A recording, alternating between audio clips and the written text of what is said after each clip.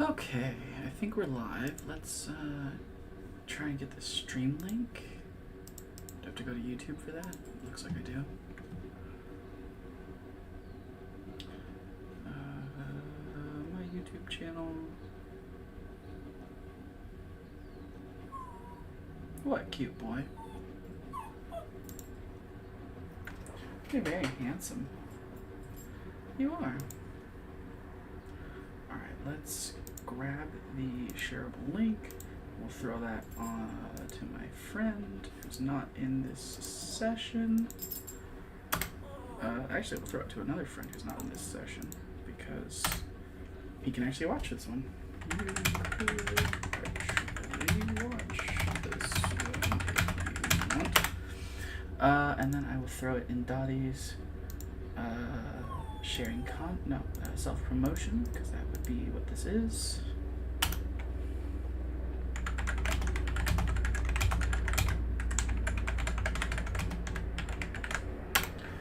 And then I'll figure out I should watch the chat in case people join.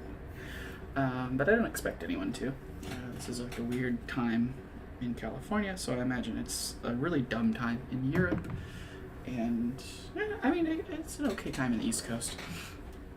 Okay, so I don't particularly have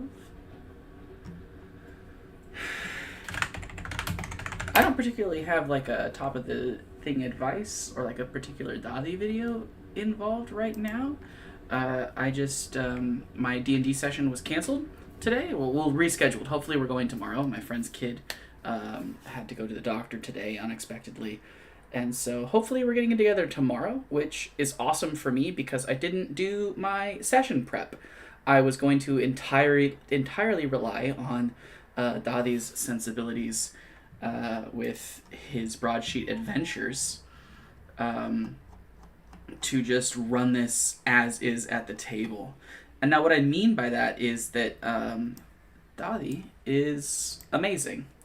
He said I could show this off a little bit. I'm not trying to get too much on here, but this broadsheet that he writes with his friend Magnus and his lovely girlfriend Abby and the rest of the team who does the art and stuff, it's so table ready, or at least in my experience with the first broadsheets adventure, the Night Train, it's so table ready that I could just wing it by the seat of my pants. I'm an experienced enough DM.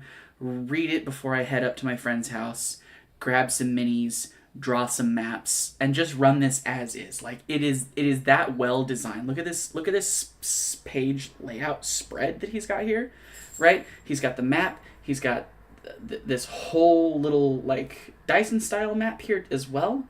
And then here's all these rooms, and here's some notes, and using the Skull of the Paladin from the previous adventure, all this stuff here. Like, this is a DM's best friend, right? This is a completely table-ready adventure. But because I have extra time, I'm going to use the 8 steps of the Lazy Dungeon Master to pull out key pieces of information to highlight here in my notes, to have that in front of me and ready to go. Just because I have the extra time, I can be extra prepared and ready for this adventure. So that's what I'm going to do right now as someone who is bored. And so this one may be a little rambly as I kind of go through an adventure you can't quite see from here, but because I don't want to give you this book for free. In the description below, there is a link to Dottie's Patreon, where I think if it's an Adept tier membership, or the new Expert tier membership, which I recommend because you get access to his new live play, which is fucking awesome. You get access to all of the broadsheets and all of the Mystic Arts PDFs, which are like awesome monsters and awesome 5e adaptations of rules that existed in previous versions of D&D. They're very sensible. They're very great. Please, if you're watching this, you're probably either one of my close personal friends or someone on Dottie's Discord.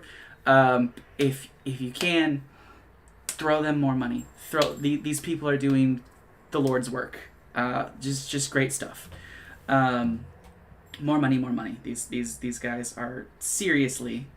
I don't know if you understand that MCDM is a company significantly larger than Dadi and four of his friends, and they had to hire freelancers to get a magazine out every month of this quality. And quite frankly, I don't think Arcadia was even this quality. Like this book, these broadsheets are so good. They remind me of the Dungeon Dudes Dungeons of Drakenheim, which is probably the best 5th edition supplement besides Return of the Lazy Dungeon Master that's been published in 12 years or whatever the hell 5e's been out. These broadsheets are so unbelievably DM friendly and packed with so much content. It's literally unbelievable that they're churning these out every month. It's insane. And I think he did the math in one of the live streams and was like, we've put out as much material as Tasha's Cauldron of everything, and there should be another one this month, which means for the price of, I don't know, a Baconator combo at Wendy's, you can get more than Tasha's Cauldron of everything worth of Atraxia, and dungeon turns, and the Arcane Forge for crafting magic items, and a bunch of cool goblin monsters, and really just help an awesome crew. So if you can do that, if you can spare the money, please do, because this is an unbelievable quality of work that we're getting from, you know, a tiny little crew in Iceland. It's insane. But without further ado, let's get into the 8 steps and plan out my campaign. So, as I mentioned in a previous campaign, my longtime group, they're a bunch of my close personal friends, we had been playing online for the core of the group. We've been playing since the pandemic, since I got laid off in what is that, March, April, something like that of 2020.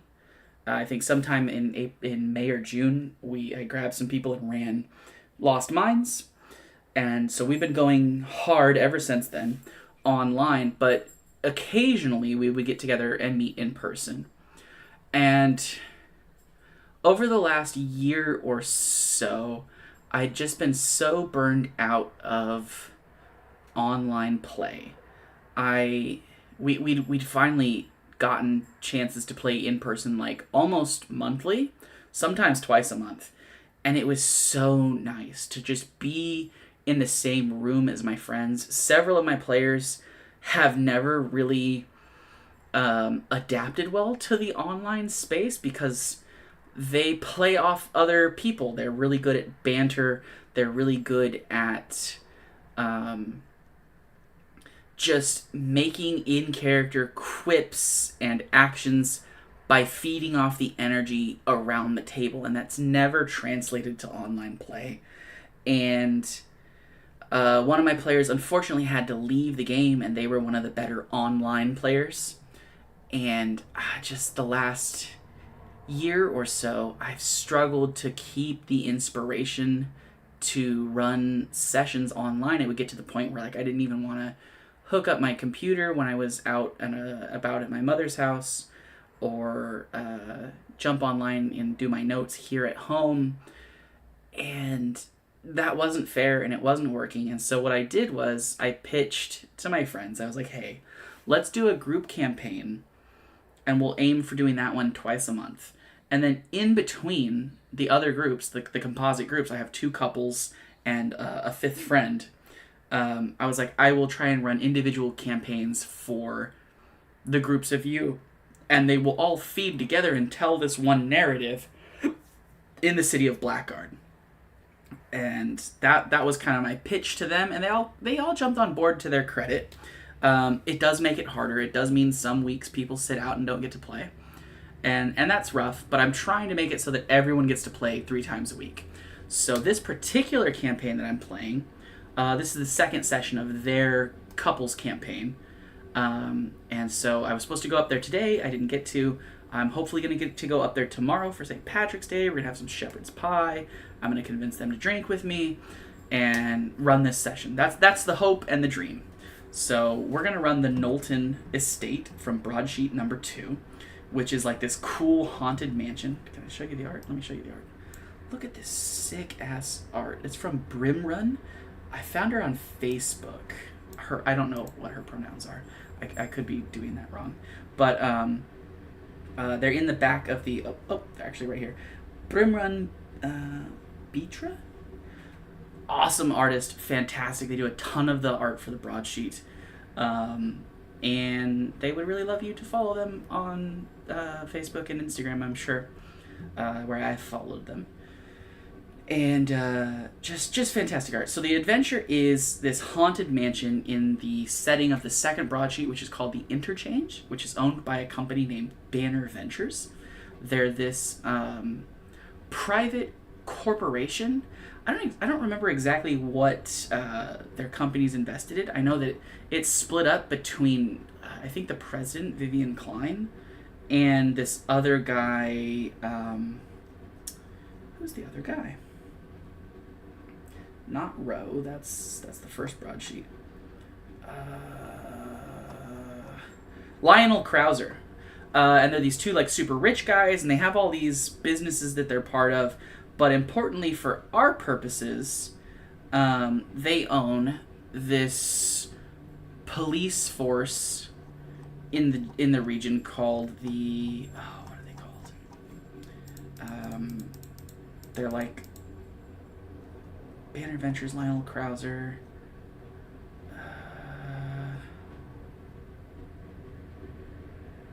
They're the police of this area. I can't remember what they're called. Banner Ventures HQ.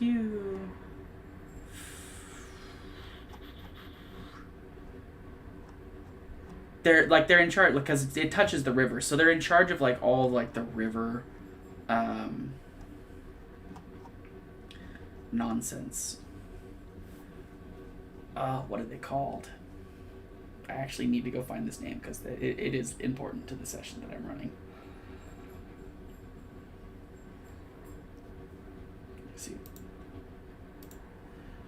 Collapse of the ATG.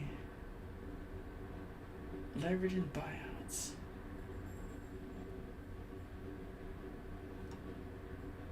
The Port Authority. There we go. Port Authority. Let's put that in notable NPCs. So for this particular campaign, they pitched me several characters. We've got... Oh, I need to go find... Let me see if I have notes on their characters. They pitched me kind of being... renegades and unlawful individuals for this campaign, which I thought was cool. In a previous campaign, one of the players ran a speakeasy, and she really liked that idea of being kind of a... In this campaign, they're because Atroxia has this taboo against magic and the arcane arts, they have like this strict regulations against like spell components and magical artifacts and potion reagents and things like that. So there's an underground trade network, which I thought was a really cool aspect. So they wanted to be people who sell stuff like illicit black market goods. And so their characters are Brick Hargrave, a last war veteran. I may need to go find my actual notebook on this. Working as muscle for Ren. Ren Blackwood is an orphan who owns a stall in the Interchange selling illicit magical goods. Oh, it helps if I spell English words right. Okay, and then Helen Troy is their sidekick, who is a druid that loves strange magical plants. So she's kind of, I picture her as like Hagrid, but for like magical man-eating plants and stuff like that. We've actually got, let me see, I don't know if I have art for Ren, but I do know that I have art for Brick and Helen, the sidekick. Arcane Recovery. Save the image to my desktop, I guess. And then Brick Hargrave here. This cool orc thug. He looks like he's right out of like Peaky Blinders or something like that. And then Helen, the art we found for her is this right here. She's got some sort of like, I don't know, blue cheese or something in her mouth and a crazy evil plant. So that's the premise for those characters. And so I know that we had pitched some art to our friend playing Ren, the other main character, but I don't know that she agreed to any of it. She kind of pictured the character as... No, that was her character for the main campaign. Never mind.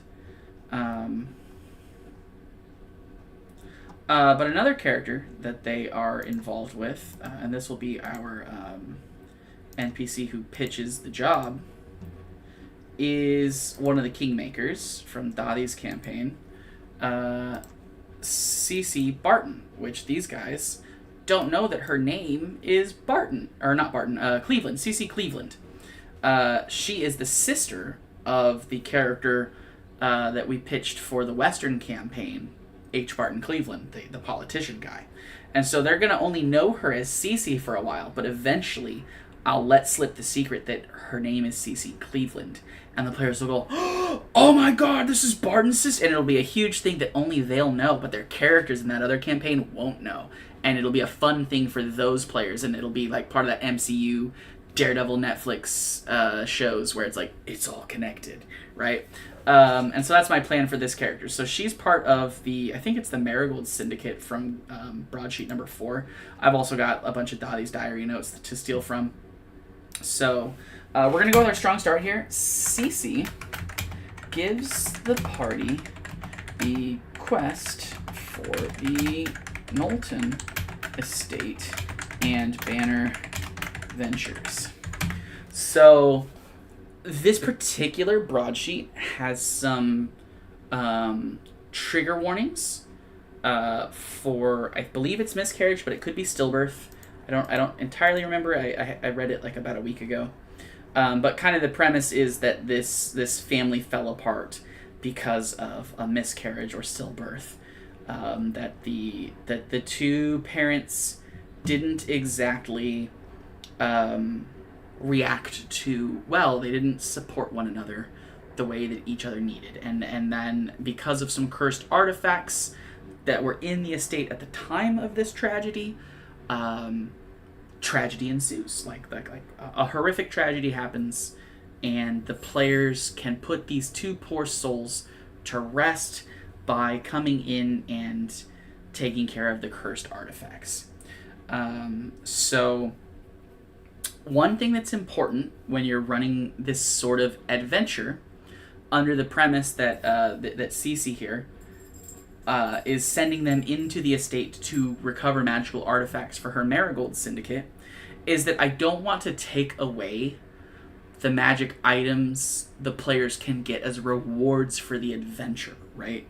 I don't want that to be the case. So I need to come up with what the Syndicate wants, and they're like, well, you can keep the rest. And then one of the plot hooks, Dottie did say I could show stuff from the adventure, so I'm going to right here. So there's a couple of cool plot hooks here that tell you how to tie this into your own ongoing campaign. So, Finders Keepers, frustrated by the lost tax revenue from the estate nobody wants to own, Banner Ventures has posted a bounty saying that anyone who clears this estate to own it, if restored, it would be valued at $1 bazillion on the open market. I can't let this group own it. I need to let the whole party own it because I'm going to use it as a bastion when they come to Blackguard. Shock, baby boy, come sit with me, please. Hey! Don't yell in my house. Come here, sit by me. Sorry about that. My boy is frustrated that I've been here. I was playing Total War Warhammer for like 45 minutes before I came in here. So he's at his wit's end with me being on my computer on my day off, enjoying life and having fun. But that is neither here nor there.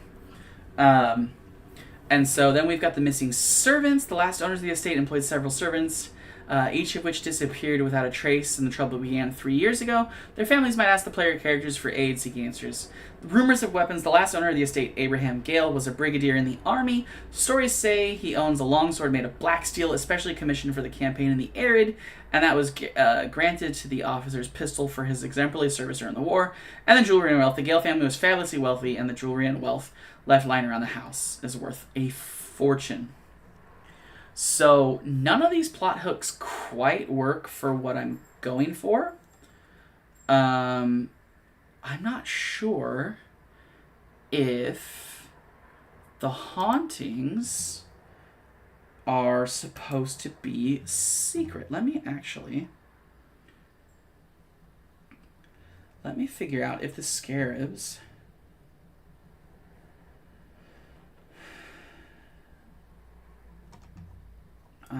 are the scarabs supposed to be secret?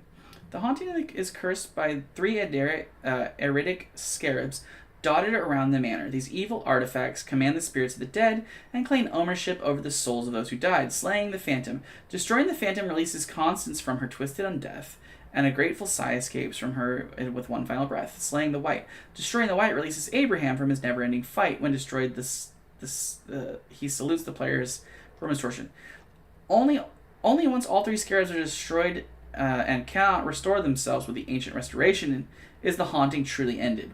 Ending the haunt, destroying all 3 scarabs immediately destroys all apparitions as well as the weight and phantom if they're still alive. In that moment, so that's some box text. We've got the cool apparitions. So I think that I don't want them to know straight away about the scarabs, but I can still use this. So let's grab our first secret and clue. Cece's boss says that what's his name? Something Gale.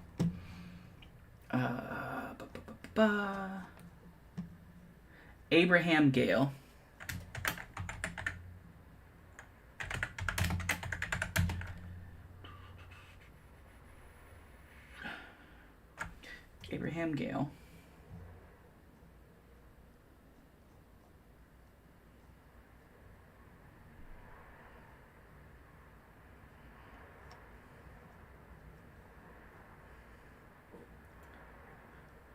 He was a brigadier.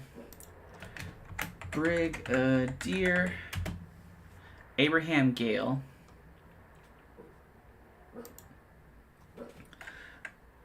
participated in conflicts in the how do I spell it? Arid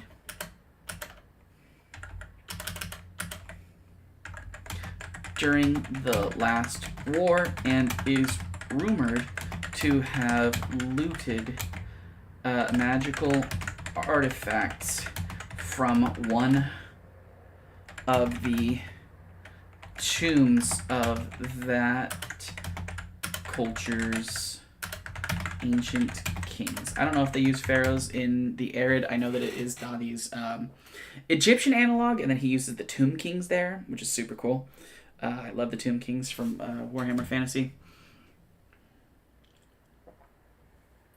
But I'm unsure about that, so we just use the word ancient kings.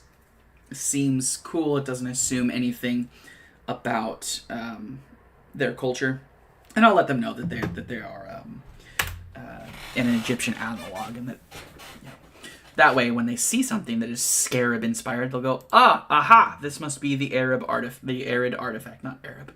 Oof, don't say that, Mitch. That's not the goal. Okay.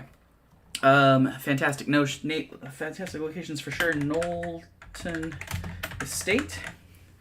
And then also in the interchange, they are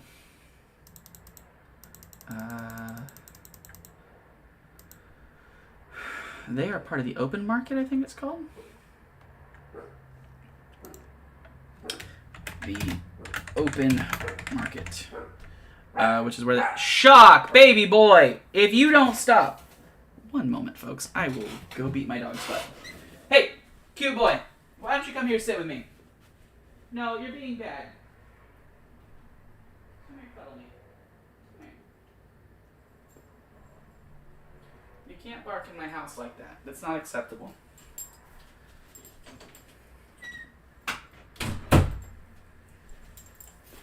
Come here and say hi to the people. Say hi, people. Hi, people. This is Shock, my beautiful baby boy. He is antsy and upset that I am not laying on my couch watching Mystic Arts videos so that he can ignore me while I watch Mystic Arts videos. But he's definitely wants my attention now that I'm in here doing something for myself that is fun and prepares me for tomorrow's adventure. Huh, sweet dog. You're lucky I love you. Go sit down. Be over there.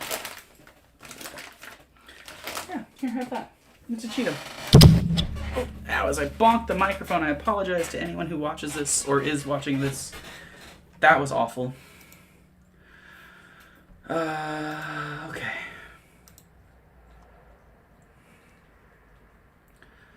So, okay, let's grab, where do we want to start? So we've got the Port Authority as notable NPCs. We've got, do we have CC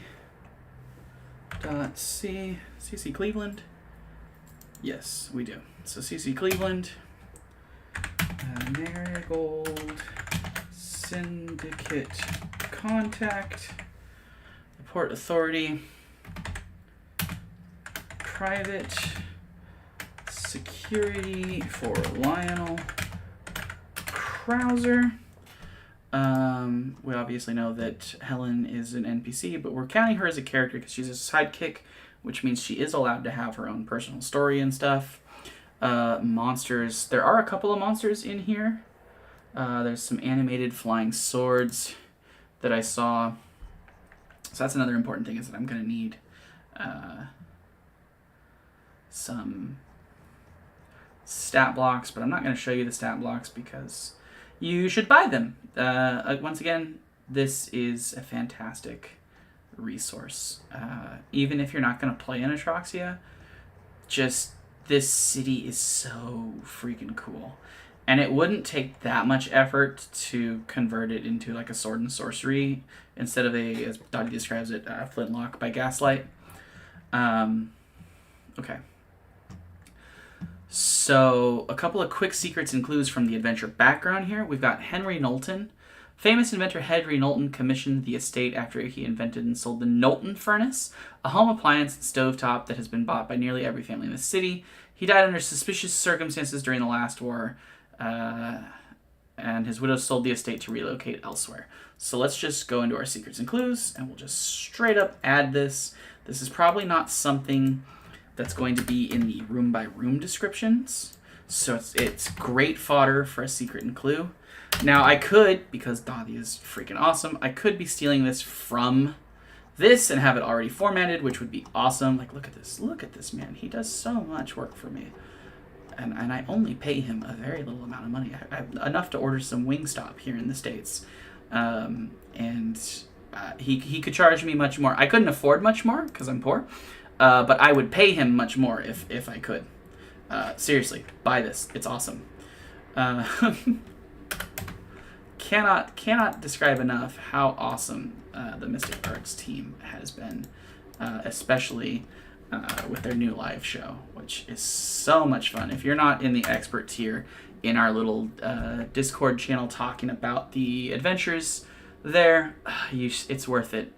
If you're an Adept tier subscriber, you're already paying, it's only like $10 more a month, and it's so worth it. It's just so worth it. The quality of their live play is gonna blow people's socks off. I'm blown away, and like the first live play I ever watched was Total Biscuit live playing his Dark Heresy campaign in like, I don't know, before God. I mean, Twitch was still new.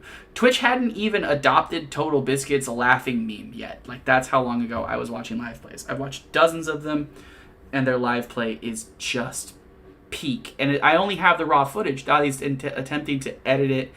Him and AB, or AB's doing incredible sound work. They're going to edit it down and add some B-roll footage of the miniatures. Oh, it's going to be great. It's going to be fantastic. I'm so excited. They're doing the quality of this broadsheet. They're bringing to a live show, and it's pure insanity. I don't know how they're doing it. They're such a good team. I can't say good enough things. Okay, the Gale family. After the last war, lauded military commander Brigadier Abram Gale bought the empty estate from Banner Ventures and moved in with his wife. He brought with him looted values from the war. This is all perfect fodder for another secret and clue.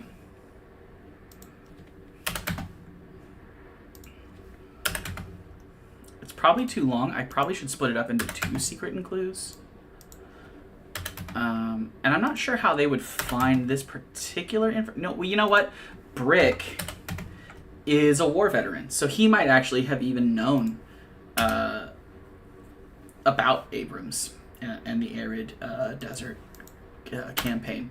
So I think that makes sense. Whirlwind of Tragedy, I think, is more DM. Yeah, suffered a miscarriage. Constance suffered a miscarriage.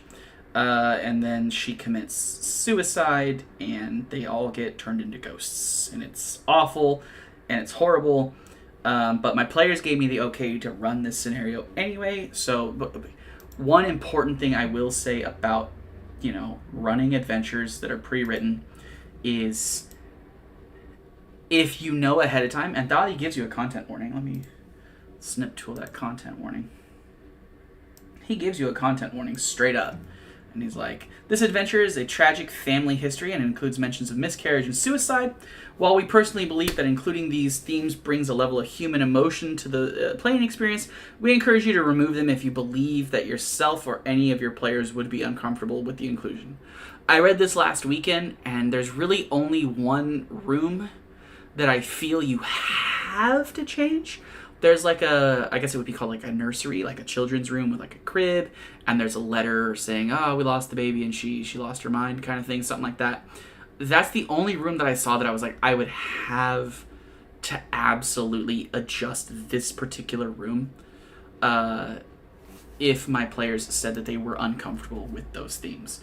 And so that's the only one to me that I really was like, oh, are you guys going to be okay with this? So I made sure my players were okay with it. They said they would be.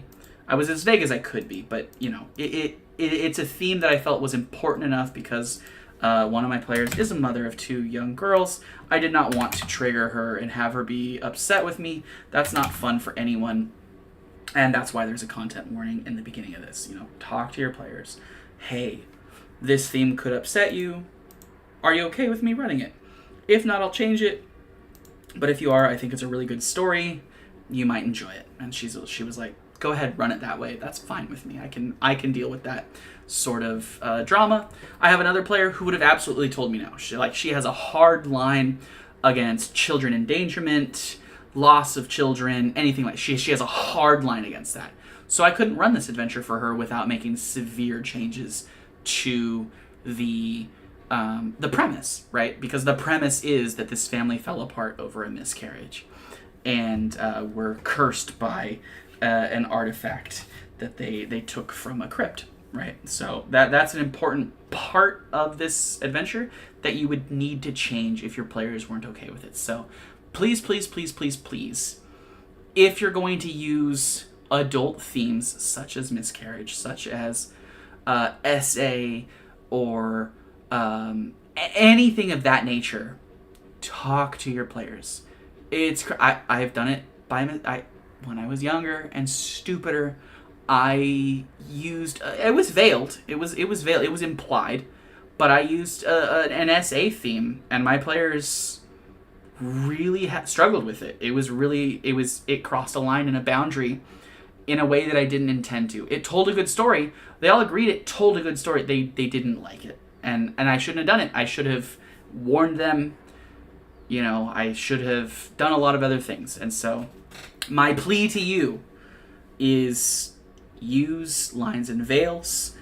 You can look them up. There's awesome articles about lines and veils. They're such a strong safety tool to make sure everyone is having fun, because there are certain things where it's like, I don't like graphic torture. I just don't like it. I don't like people's casual disregard towards other people's bodily autonomy. I don't care for that.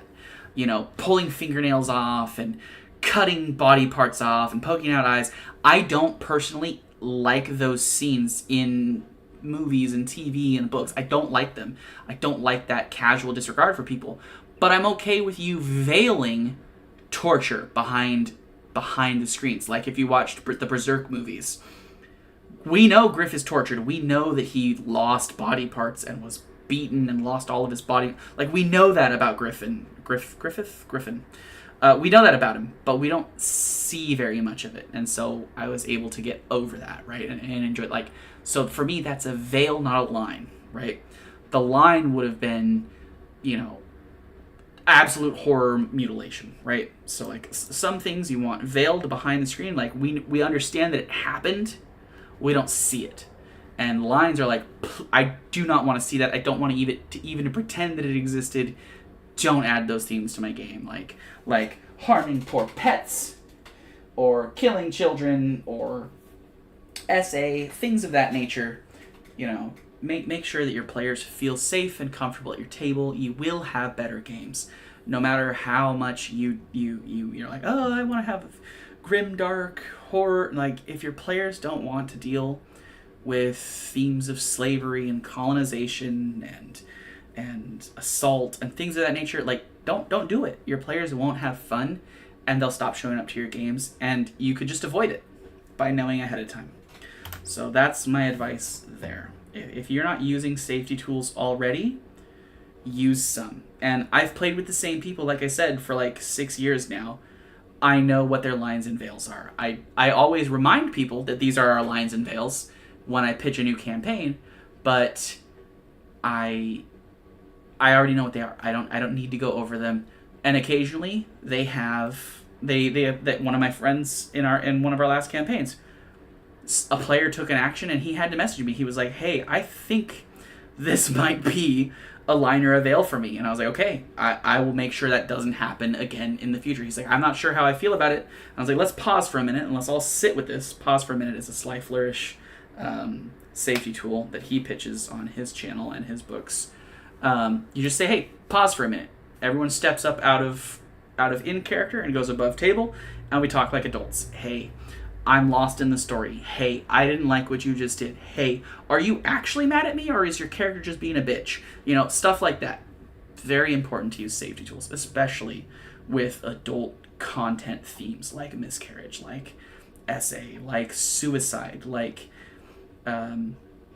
anything like that. And I am a strong adherent to those ideals. What's going on here? Something.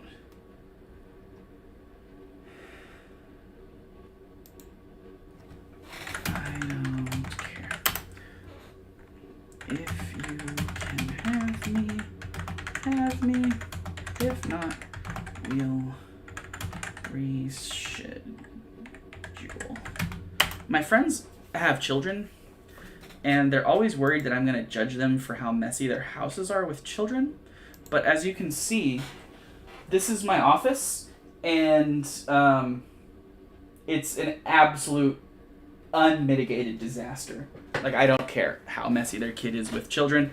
I have a 9-pound chihuahua, and he doesn't make any of this mess. So, other people's thresholds may vary. Okay, so prepping this adventure. So we've got So one of the things, I don't want a room by room breakdown in my notes here. That's not useful to me, right? I need themes that go above the table. Because each room that I read that they go into is going to tell me part of the story, right? So I don't need to, because this adventure is written so, like, look at this page. Look at this. The whole estate right here, the upper floor, the attic, the ground floor, the basement, all right here on the first page. Here's the mansion layout, the general features. Here's talking about the nearby river.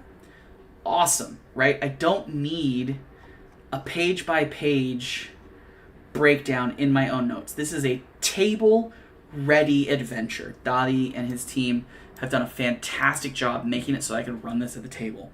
Now it's going to be hard because I can't print up all of this. I just can't afford to right now.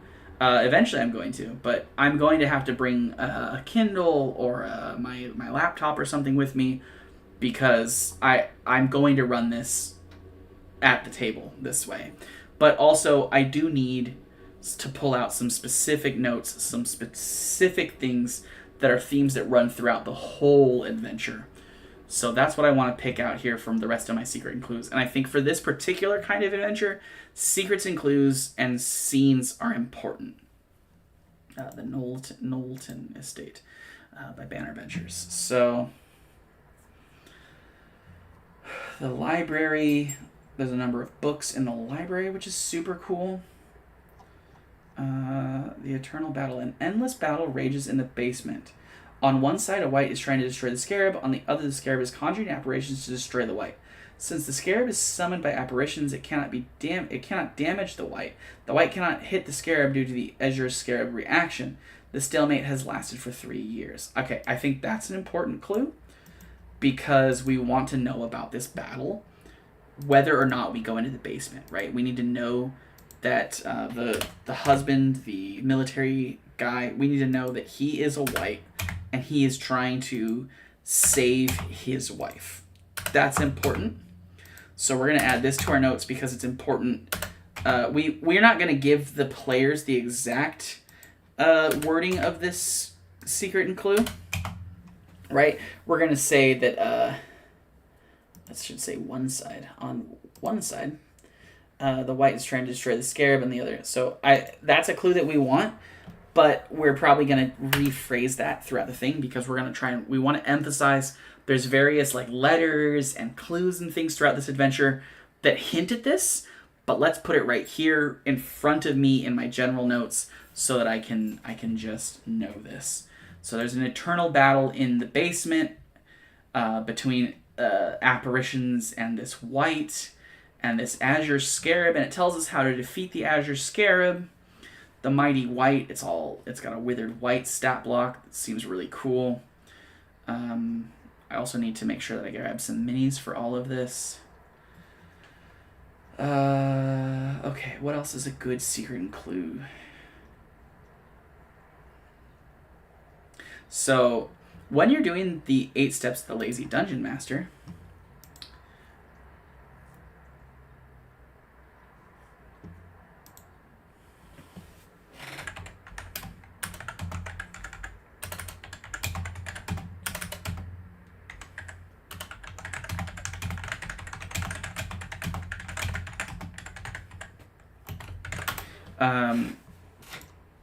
my friend, again, is apologizing to me. So there's a bunch of loot and stuff in here. With the 8 steps of the Lazy Dungeon Master, there are steps that you don't need to do. For the monsters, they're actually literally on the pages where I need them. So I may just, as I'm running this out of my laptop, I may just leave them on the pages. I may not even bother to grab their stat blocks. But I know from the hauntings that there are flying swords, animated flying swords. So I do need to grab that stat block. Can I link it to D&D Beyond on here, since I'm going to be using a laptop anyway? That is something to ask myself. Flying sword.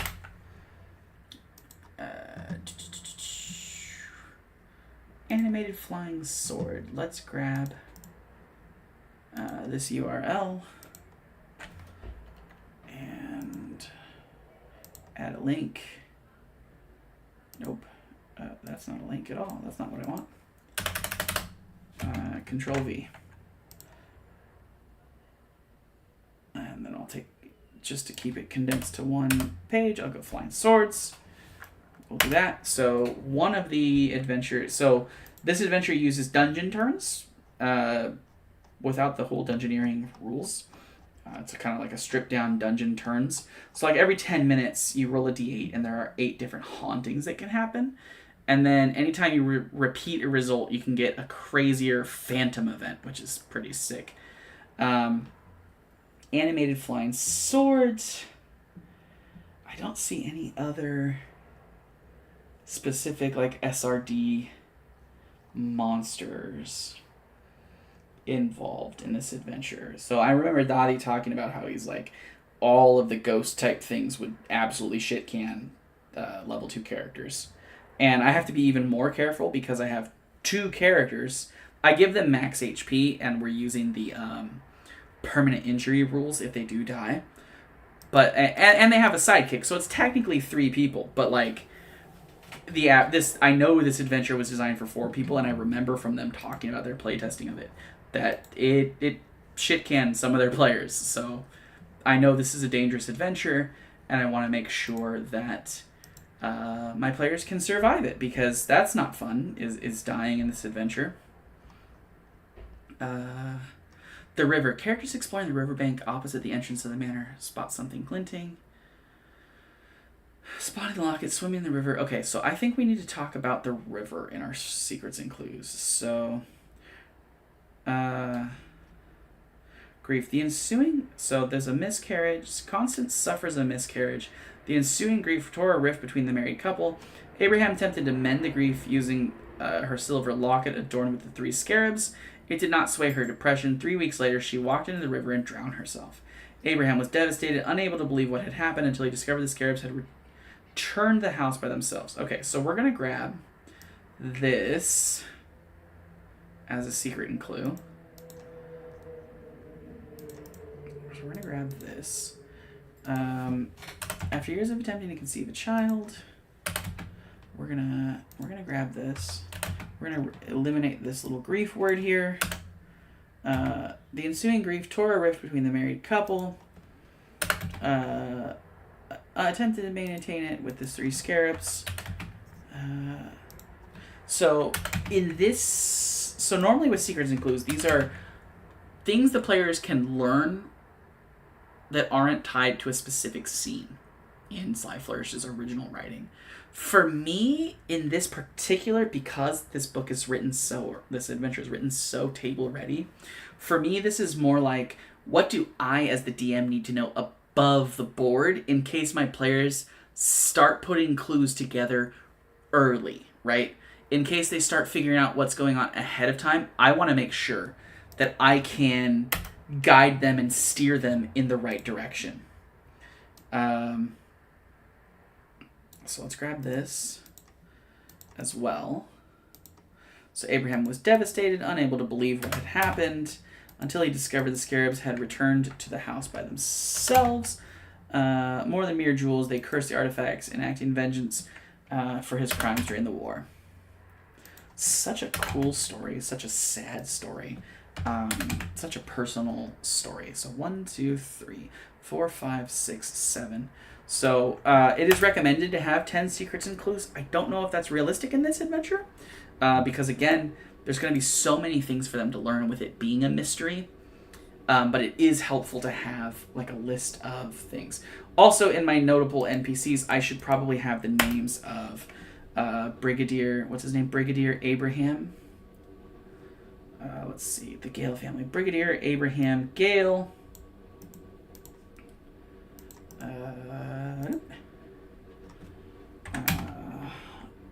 Last war veteran and patriarch of the family. We've got Constance. Constance Gale. wife of Abraham and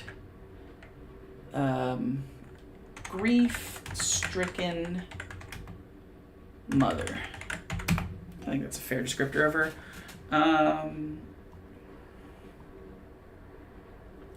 Okay, this is another good clue from the Whirlwind of Tragedy. His research drove him to order an illegal spell from the Marigold Syndicate, which is why they would know. Here we go. This ties us back to why CC gave him the quest in the first place. The Marigold Syndicate to destroy the scarabs, but before he could use it, he fell victim to the haunting. Now undead, he is locked in eternal battle with the manor's basement, with all the feeling of grief and rage. So we may not add this last part. Let's get rid of this last part, because that was mentioned in an earlier secret and clue. But the Marigolds gave him a thing to destroy the things, and now they want the things. They want it. They want them. And so it'll be up to the players. Do we give these criminals these scarabs, or do we destroy them with the spell that we're able to find through the course of the adventure? So that's a cool, like, moral, like, are you going to get... So now we need to offer them some real money. How much money?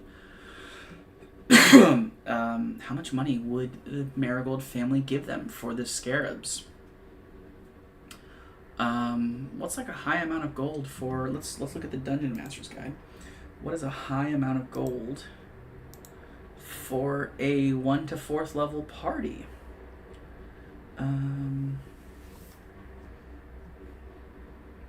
So I want the idea to be, hey, look, your characters are poor.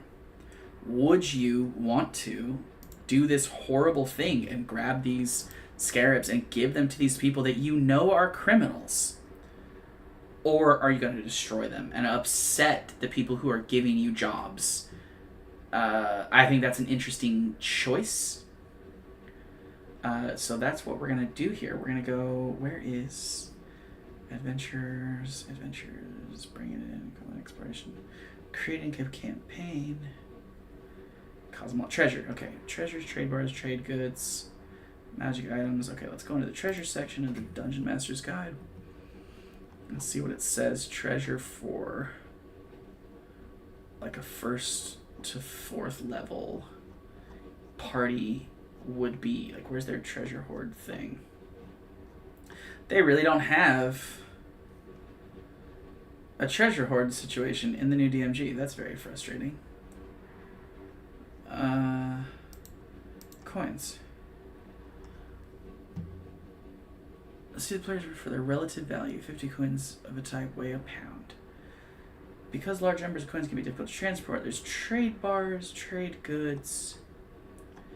Is there not a breakdown anymore of how much gold to give a party? That's very frustrating to me.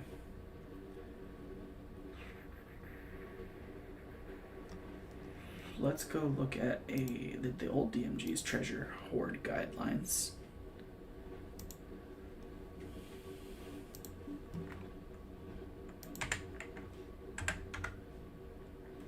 No, where's the 2014 DMG?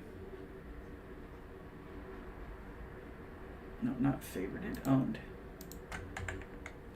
Dungeon Master's Guide. Okay. Let's look at the old types of treasure, random treasure. Individual treasure challenge. No, where are the treasure hoards? Treasure hoard tables, okay. Coins. 70 gold, 1,000 silver, 2,000 copper. Is that total?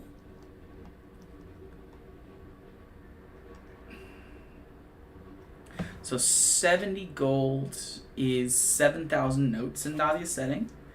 Okay, let's just grab the calculator here. We've got 7,000 notes plus 1050 silver. Silver's 100 notes each. So no, is that right? 100 gold is 1,000 notes. So that's 7,000 notes. 1,000 silver. So each silver piece is what, 10 notes? No, each gold. Oh, is it only? What the? I don't know how math works. I'm a stupid man. let me go look at the blackguard. The broadsheet real quick. Broadsheet number 1, I think, talks about notes.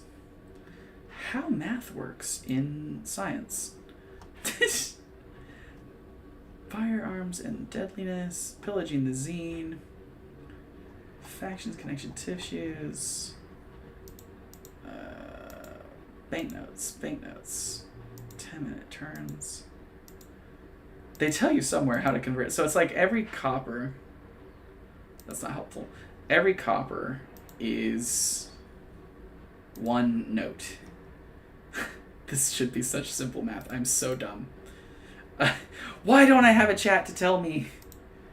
Okay, so each copper is 1 note, which means each gold is 100 notes. Okay. So 100, so 700 notes. No, 70 plus 2 zeros is 7,000 notes. So we're good there. So 1050 silver, each silver is 10 notes, I think. So that's 10,500. 10,500. Because that's 10,050 and times 10. Yep. Oops, shit. So, okay, so 10,500 notes plus 7,000 notes plus 2,100 notes equals 26,600 notes. So the Marigold Company should probably offer them in the ballpark of 25k notes. 25,000 notes for the arid artifacts. Okay. 25,000 notes. We know that that's like 100 gold or something like that. Well, there's 3 of them. That's okay. That's okay. We're gonna go with this for now. My players will never know, and I've spent enough time on that for now.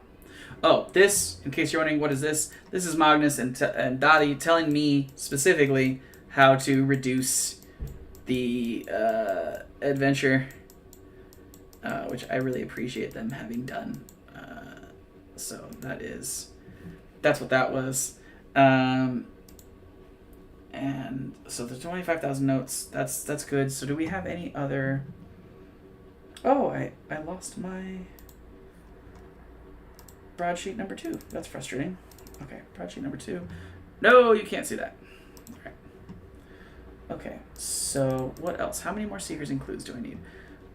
1, 2, 3, 4, 5, 6, 7, 8. 2 more would be good if I had them. So I'm also going to look and see. So animated flying sword is a thing that attacks them. The phantoms, the apparitions, the different whites. Normally there's like a bold text in a room that tells you if it's from the SRD. I think Dottie follows that descriptor, but I'm not sure. Cute boy, stop. Be kind. Oh, cool. There's a Wave of Necrosis spell inscribed on it. This item was ordered by Abraham Gale from the Marigold Syndicate in a smuggling ring that specialized in procuring arcane oddities. Let's grab this. The Wave of... Yeah, let's grab this as a secret and clue. Because they can find this scroll during the course of play. So we should know about it ahead of time. And why they got it. This might be something Cece can tell them, although I imagine she wasn't there. Oh, maybe she was 3 years ago. We'll see. There's this thing about using the Skull of the Paladin, which a different party has, so I won't be doing that.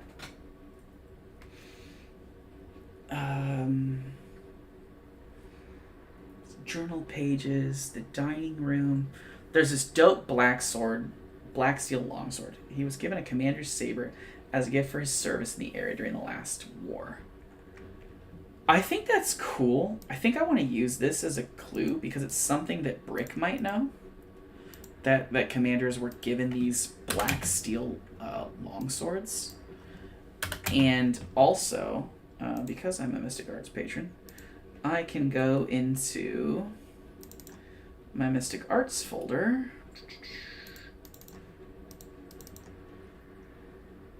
and open up the Arcane Forge.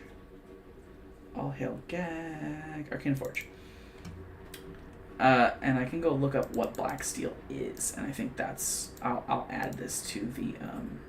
Did he put that... Oh, they put that in the front in the new version, huh?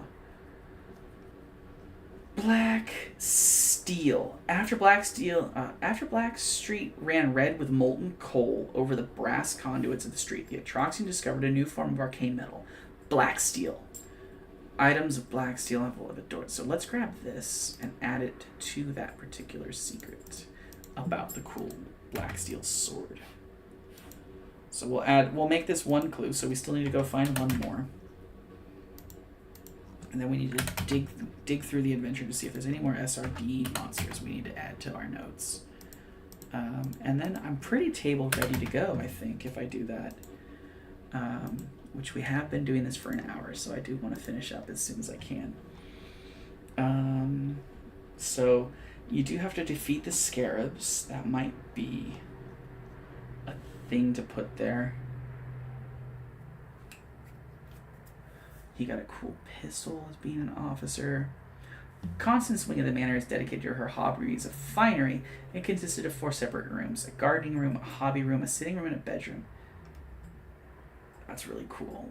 It wouldn't hurt us to have some information about Constance.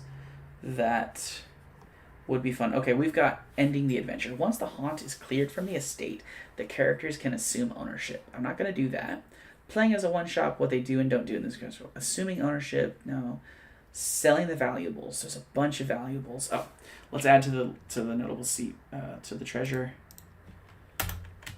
Keep any artifacts and goods you'd like to sell. That's going to be the other bit of loot that they can have.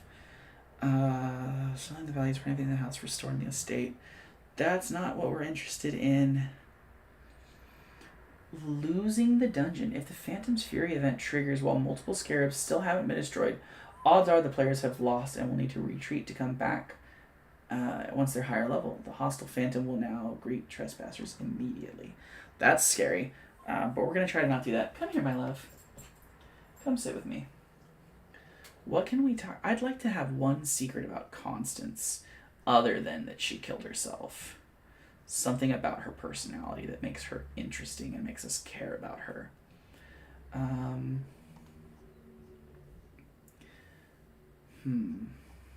What can we grab about that? Let's go look at the beginning of the adventure. Sweet boy, I'm trying to have fun. It hasn't even been very long. Please be kind. Whirlwind of tragedy. Here's attempting to conceive a child. I would like just a little bit more about Constance. Abraham's hella cool. He went off to the war. He did some dope stuff. Who is his wife? I may have to make this up. After years of 3 years later. Okay, let's see what we can find out about that locket. Dungeon turns, entering the house. Entering the house, the hauntings. Phantom's Fury. Slaying the Phantom.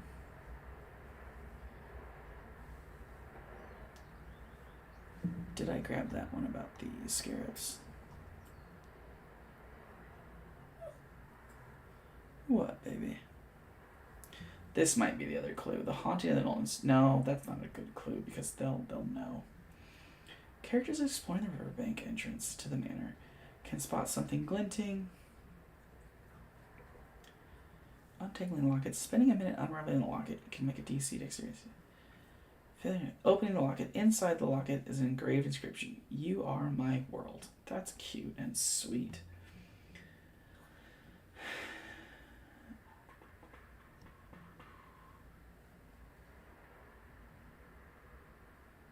So we know that the marigolds were involved, and I want the players to learn that. Servants' quarters. There are dead bodies of servants. Okay, that might be a cool. Okay, so we'll grab the servants, missing servants. The last residents they employed several servants, each of which disappeared without a trace when the trouble began 3 years ago. Let's grab that. That'll be our last little secret and clue. And that's something that Cece can certainly let them know about. They had a couple of servants that have gone missing. We don't know what happened to them, kind of thing.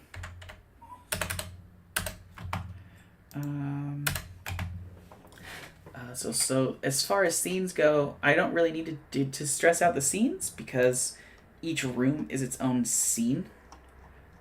Especially using 10-minute dungeon turns, each room that they go into is going to be its own scene, I feel. But we could, let's list some. Sitting hall.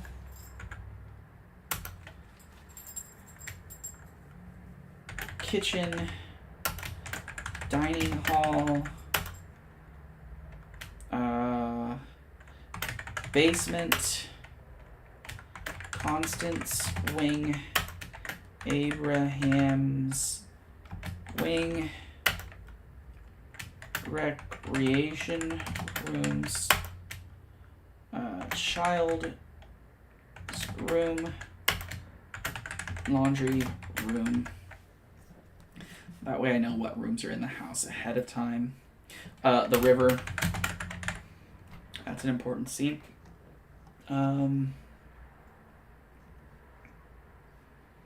The servants' quarters. Where are those at? Kitchen. Sitting hall. Servants' quarters. So if I wanted to, if I didn't think this was as table ready, I would put a description of each room. Like if this was like one of the WotC hardcovers where you have to dig through page upon page of information, I would describe each of these rooms further than just reminding myself which rooms exist.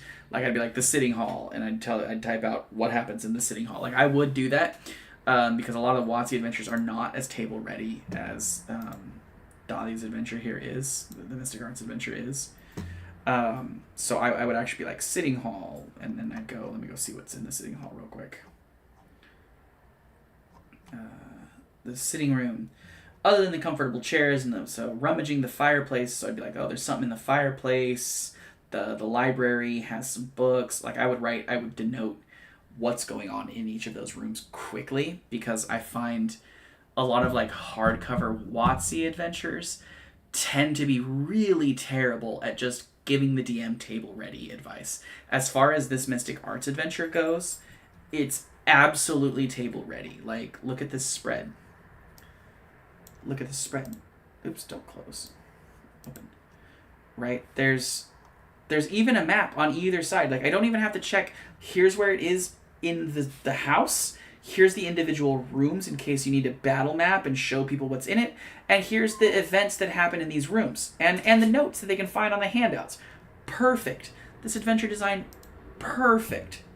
So like, frankly, I don't really have to do a lot as far as secrets and clues go. And I don't see a lot of other monsters than the ones in the book here. I don't see any SRD monsters besides the flying swords. I'm not seeing any like oozes or mimics or anything like that I need to pull from D&D Beyond to have ready to run this adventure. Like this is such, they're on the page that you need them. They're ready to go. Dothy's so like such, and this is one of the things that when I ran Dungeons of Dragonheim, having a book written by a DM who actually runs modules is so helpful because they give you, like, they can't take their own notes and brain and put that for you. Like, I've seen, like, Monty Martin's notes, I've seen Matt Colville's notes, I've seen Dottie's notes. Those don't help anyone, right? Those only help themselves. But when you're writing adventures in this design, it's so helpful to convey to a person who doesn't have your own brain. Like, to set it up in this very useful, very table-ready. If I print these broadsheets, which I'm hoping to do soon, I literally wouldn't need to take the time that I did, this hour that I've spent rambling at you. I wouldn't need to do it because this adventure could just be run from the table, and I appreciate that so much. It is such a useful thing to be able to do. So looking at this, I feel pretty confident that if I bring my laptop, open up this adventure, and open up these notes, I'm going to be ready to run this adventure. I don't need any other monsters in D&D Beyond. I don't really need any more loot. I can take session notes as they happen. I reviewed the characters. I have the different rooms laid out in front of me in case they ask what questions to go to. I'll have the maps in front of me. I'll have the monsters and stat blocks in front of me. Just such a well-written adventure. I can't describe enough how well written this is by the Mystic Arts team, how stunning the art is by the Mystic Arts team. Like look at this ghost guy. Look at him. He's so creepy. And then you've got all of the map. So good. So good. I'm gonna have a great time running this. And it'll be my first time trying their real dungeon turn rules. The broadsheet 1 doesn't explicitly explain that they're using dungeon turn rules. They don't really do that until the 4th broadsheet, where Dottie's just like, here's what we're doing. These all of our adventures have technically used this. Here's the actual rules for it. I think I'm gonna pull up on my laptop the actual dungeoneering rules and give my players the options therein, because I think they'll benefit this adventure a little bit. But you don't even need those. Like, you just use this. You could just run this adventure. You don't need to do the work that I just did right here preparing myself. This was literally just because I had some extra time and wanted to feel extra prepared. So yeah, I hope you had a good time with that. And if anyone watches this, please let me know what you think. I will hopefully be able to do a after episode review after I run this tomorrow. Catch you all later. Thank you so much. I don't have to wait like a minute or something, so I'm going to mute my microphone and count down.